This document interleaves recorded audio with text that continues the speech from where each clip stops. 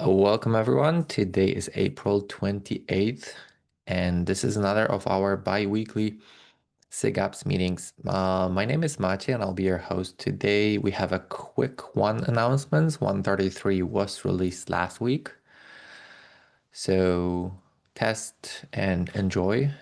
And with that, we can move quickly over to Daniel and his topic. Yes, go ahead, Daniel. Good, thank you. Um,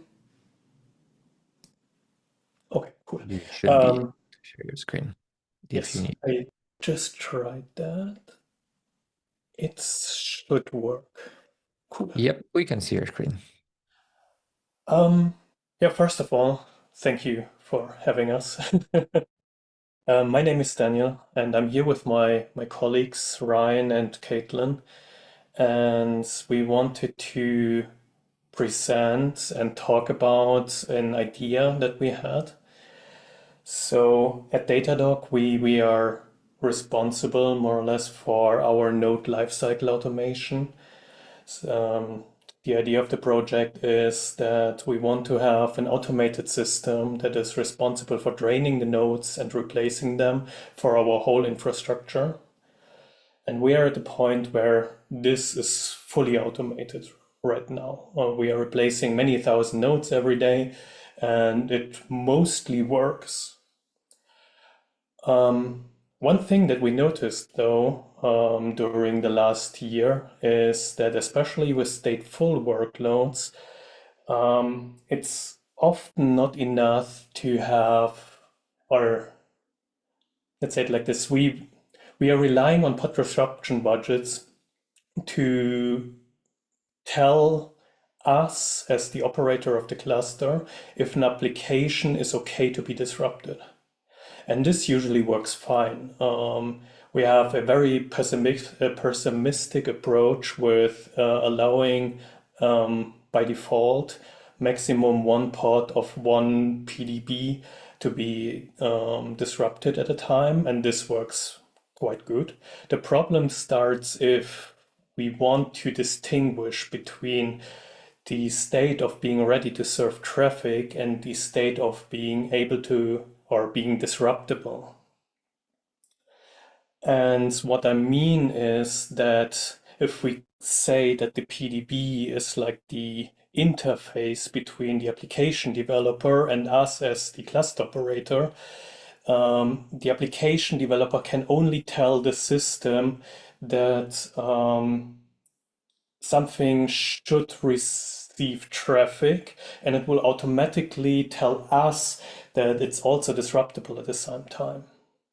However, in some cases, this is not always true.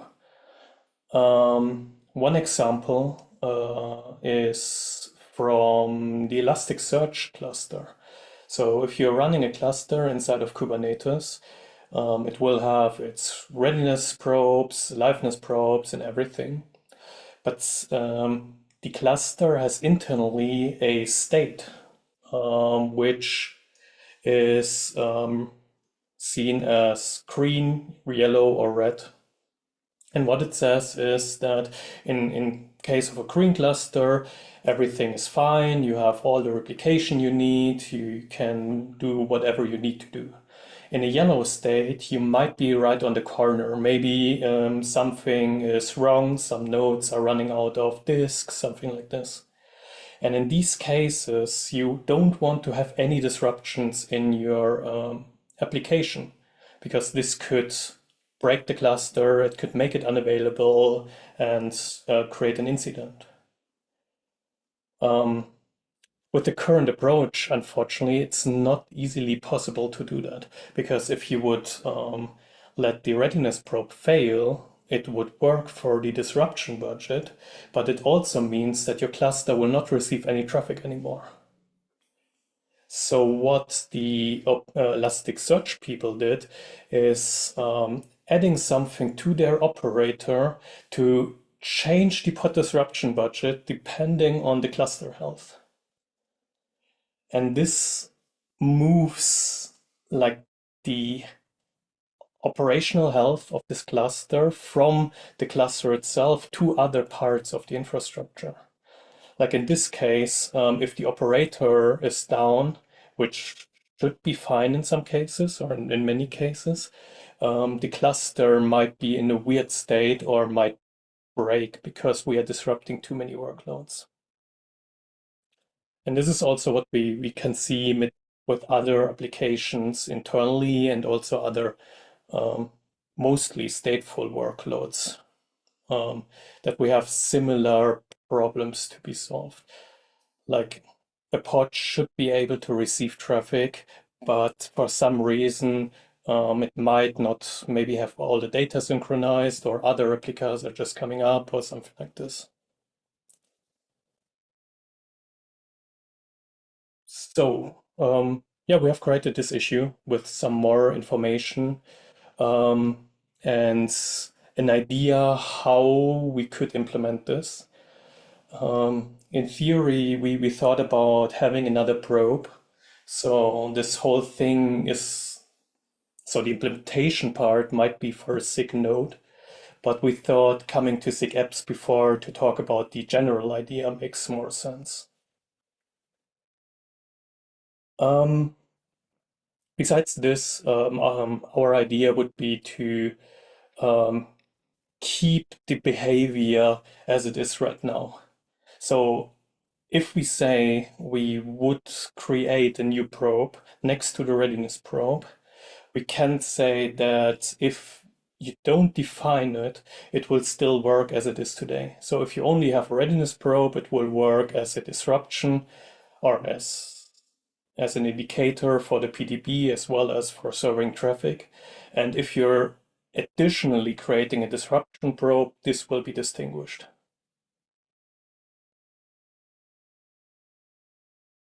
I, th- I think that's mostly it. I hope this makes sense. Yeah, definitely. I read through the entire issue, and the first thing that popped in my head when I was reading through it was a lot of similarities with the work that the newly formed node lifecycle group is having, especially with regards to the eviction API enhancement that Philip is driving. I'm not sure how familiar you are with that, although you focus only on a particular element. And I will admit that I'm still struggling uh, personally somewhere between improving the PDBs as they are with something simpler like what you're proposing here, and with the entire flow that Philip is proposing in the eviction API. I just need to find the time to write down my thoughts a little bit more. But I'm curious if you get a chance, did you get a chance to look into the eviction API proposal? Are there any parts that you are thinking that you could actually reuse? Um, Also, I've noticed that Surya was actually pointing you to the topic that she was discussing in the maintainer summit earlier this month, which is something that sadly I missed attending, but I was hoping to review, so I still need to catch with the recording as well. Um, I haven't seen that proposal. I remember I might have seen earlier proposals, I believe, from that, because there was a topic a while back around PodReady plus plus, but I'm not 100% sure those two are somewhat related. I can dig up the document that was discussing the node, the pod readiness plus plus. But yeah, I'll leave it at that, and I'll try to find the doc. This sounds interesting. So regarding the linked kept from the issue, I think it's more about how probes are executed. Like instead of running it directly from the node, they should be run from within the container. So I don't think it's hardly connected. Um, However, Ready++ sounds interesting. Besides this, regarding the other caps of the evacuation API, it's definitely something that could help, depending on the implementation, because this is moving more of the logic to a central controller.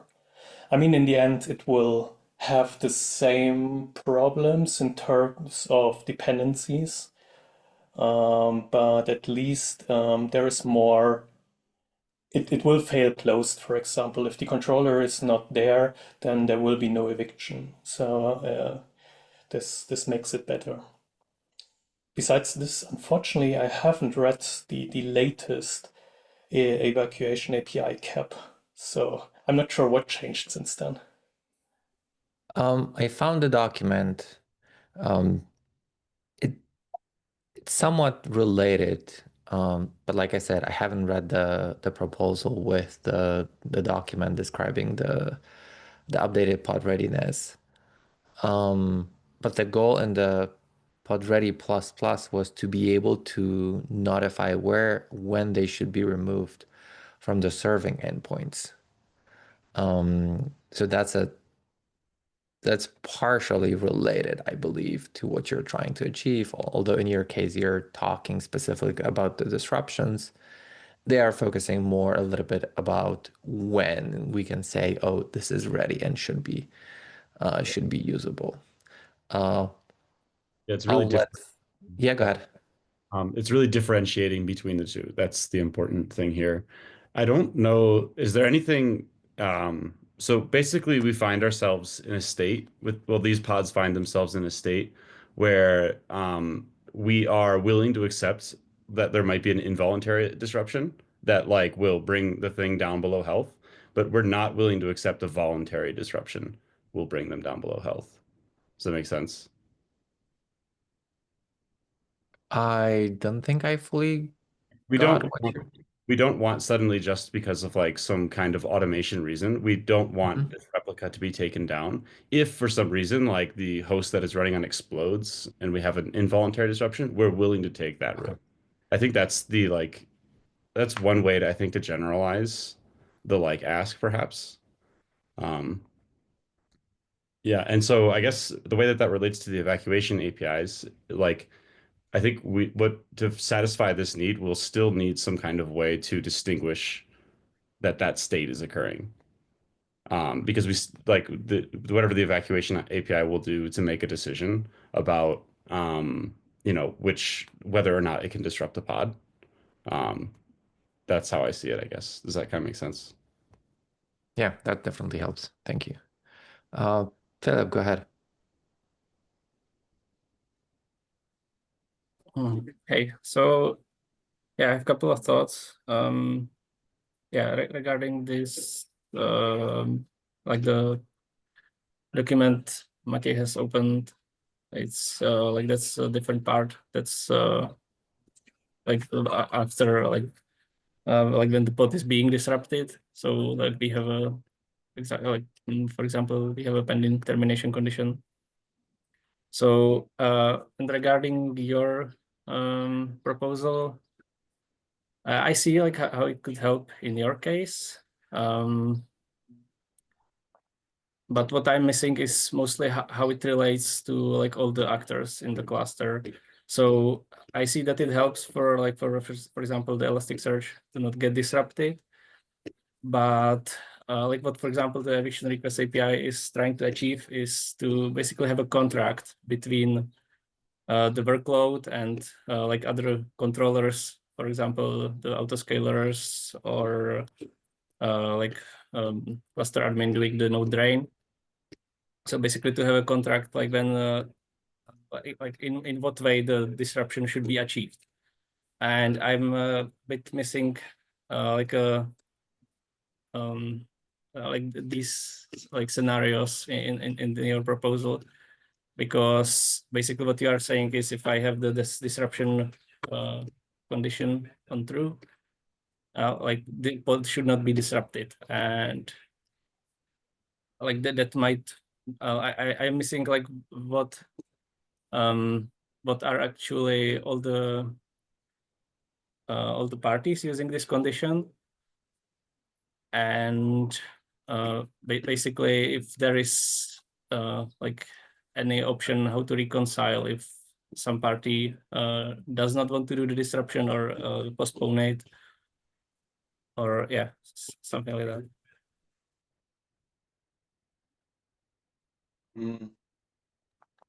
So I would say in the current world, the pod disruption budget is the interface between all the parties. Like whenever the cluster autoscaler wants to do some bin packing or an operator is trying to drain a node, these will flow through the eviction API, and the pod disruption budget is the interface between the eviction itself and an application owner, where the application owner can tell if a pod is okay to be disrupted or not. So I would say that having this new probe does only change the behavior and the path through the system for the application owner. And that's mostly it. The rest of the implementation, how the PDB is evaluated and how the eviction API responds, is still the same. Maybe to add to that, the way I think of it is like the way that we count. So like count quorum is like something I'm going to propose, which is like what the pod disruption budget does when it makes the decision if something can be disrupted. So it's like what we're proposing is that we would count the quorum differently. Instead of going by the ready condition, we'd go by the disruptible condition.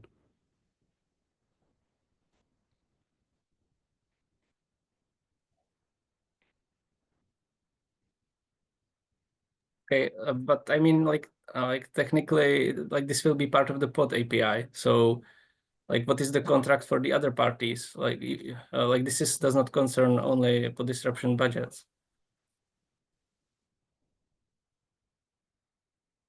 What else does it concern? I mean, basically, like any termination mechanism, like that's disrupting the pod. So, like, what should be the contract there? I guess I would think of that as similar to what we have for the contract for how eviction works with the pod disruption budget now, which is that instead of counting quorum for readiness, you should count quorum via disruptible, or whatever we named the condition. So yes, I think it would impact that. I guess it's like we're more explicitly having a condition that represents whether it should how other controllers should make decisions about whether to count it towards the quorum of health.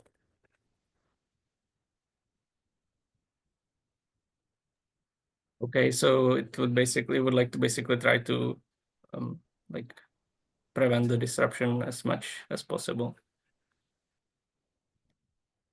In the same way that readiness does now, yes. It would function just like readiness. So it's Yeah. not going to change the behavior for taint-based eviction, for example, which is still about deleting pods and not using the eviction API. So for these cases that are not going through the eviction API today, they will also not go through the eviction API after this change.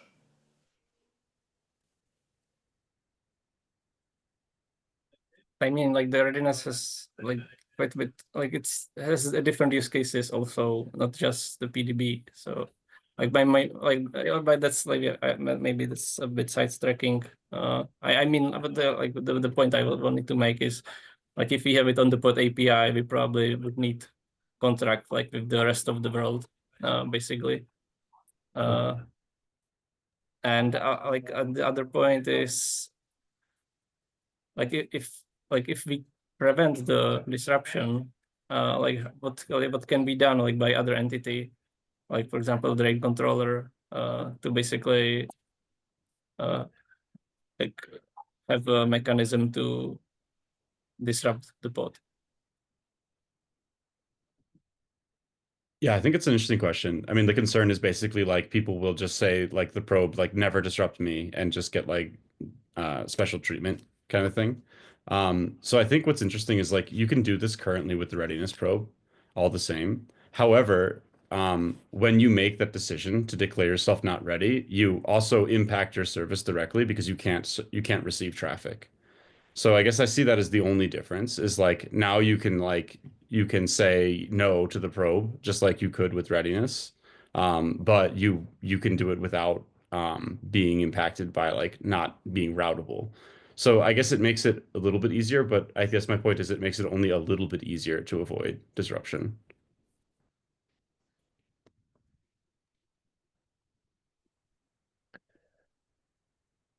I mean, like, yeah, we can make a parallel to the already probe and condition.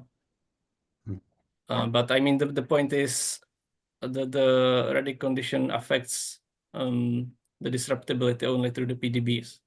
So if you don't have the PDB or like or have it set up that it allows disruption, then the readiness will not prevent the disruption. So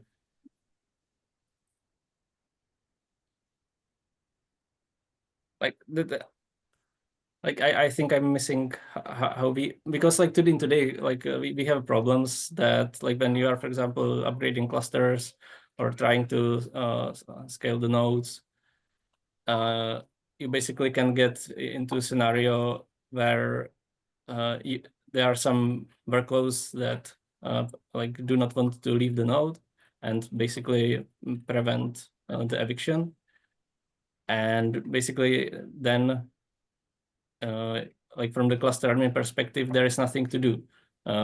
So if you don't understand the applications you have deployed in your cluster, so I think like since we have this major issue today, I'm not seeing like how I'm only seeing that this would worsen this specific scenario. To be honest, I don't, or I think it's like what you want to, I mean, it's a trade-off more or less. In our case, and what we describe here, we don't want to disrupt something that should not be disrupted. If this is a valid case or not doesn't matter. Because in worst case, with these stateful applications, it means that we will lose data. And what we want to try is to push the decision to the application owner in a better way. And in the end, if they want to block something for a long time, they can always do it. And the only way to get around this is maybe having another contract, but no one says that they will comply with the contract. And then the question is if you just want to, I don't know, delete the pod, disrupt anyways, but this might cause an incident. So I don't think that we can solve this bigger problem with a simple issue, but it might help to make like the interface, in my case, talking about the disruption budget, a little bit more clearer.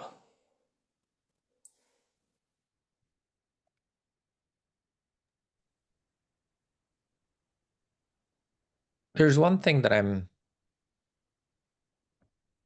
also wondering, and probably just needs clarification with your new probe, assuming that we would go with that approach. Are you thinking also addressing scaling down a particular application? I'm guessing you're targeting specifically stateful sets, but should we also then apply all the controllers that currently do not look and they are directly just invoking delete on the pods when scaling down? Or your proposed probe will be only for the disruption for eviction API? So right now it's only for the eviction API. I mean, I'm just asking because I'm positive that the moment we would accept something like that, the next question will be, why we're not taking this into account during scale downs of applications in a similar way how people have been using, I don't know, a couple other solutions that exist. Mm. Out of curiosity, um, I'm just looking through various of my notes that I've been gathering around the topic.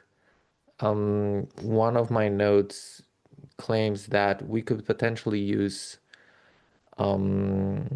not probe specifically, but rather a conditions on a pod, which then could be taken into account by the PDB. Why specifically went with a probe? The main reason was that this will couple the disruption probe with the failure domain of the node. When we have a central controller that is updating conditions on every pod, we need to rely on this controller to be up and running all the time.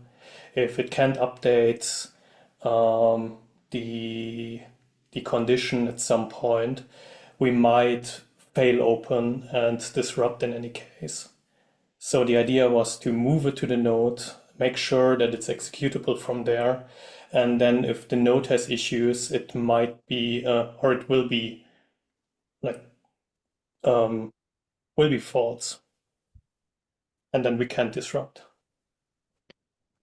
Yeah, but on the other hand, if you look at it from a different perspective, if the information about whether your application is in a disruptible state is relying on the fact that you need to learn the state of the application across the entire stateful set. The fact that your particular one instance that is living on one node but cannot reach the other one is also preventing it from stating whether it's disruptible or not. So you're basically facing a similar issues what like you mentioned with a central controller setting conditions which can't reach a particular pod. We basically piggyback on the heartbeat of the kubelet, Mm-hmm. um, rather than having an additional heartbeat mechanism. So Okay. that would be the trade-off. If you went with a centralized controller, you'd have to have a heartbeat mechanism, and that heartbeat mechanism would be very expensive with all the pods. Similar to like why leases came around for nodes is like my thinking there. Mm-hmm. Yeah, Um, go ahead, Phil. so Yeah. I think those are the trade-offs. Yeah, so one disadvantage or like different thing is that like this would concern mostly only the single pod. So, but when you have a case when you like when you are discussing a disruption of a single pod, sometimes you might need to look at the whole application. Or we've had also like some requests on having features to actually check like external systems. So like so we are aware of scenarios that would also benefit from the central controller. That's true. I think the first case, where it's about the whole application and not only one pod, is covered by the PDB. I mean, if two pods are telling the system that it can't be disrupted, then the PDB will figure out what's the best case now. Maybe it's still okay to disrupt, maybe not.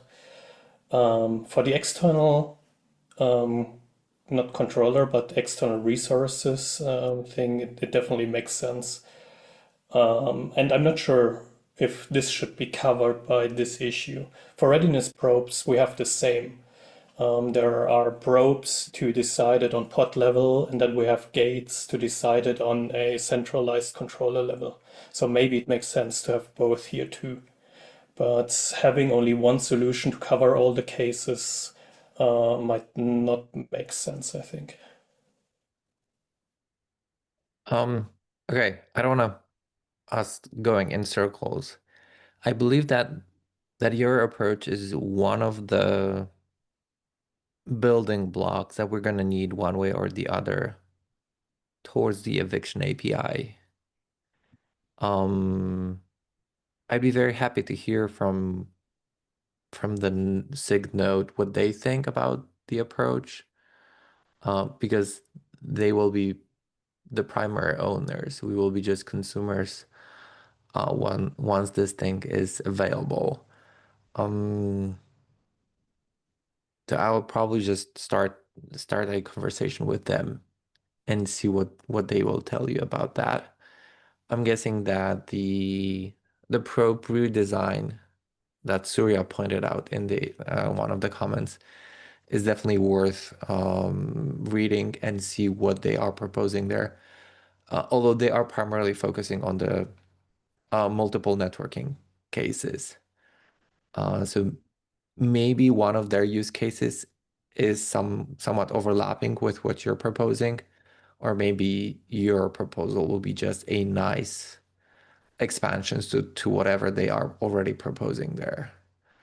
But that or the condition that I mentioned before, one of those things is definitely one of the topics and one of the thinking that I had in my head. Although I will admit I haven't thought about probe.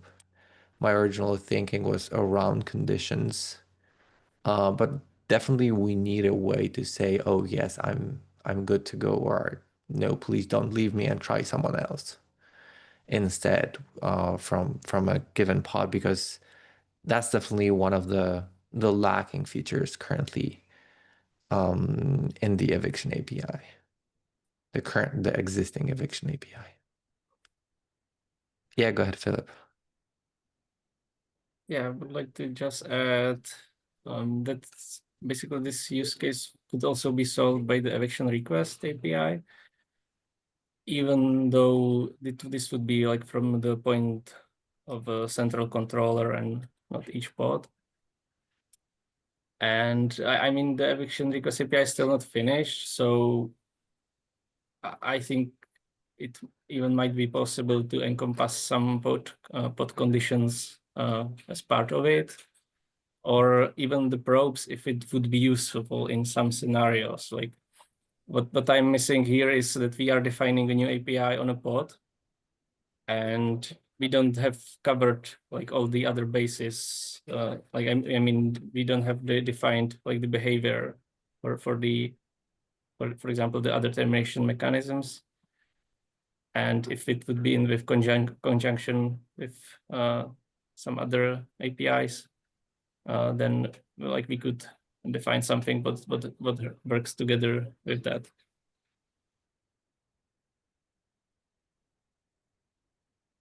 I think next steps.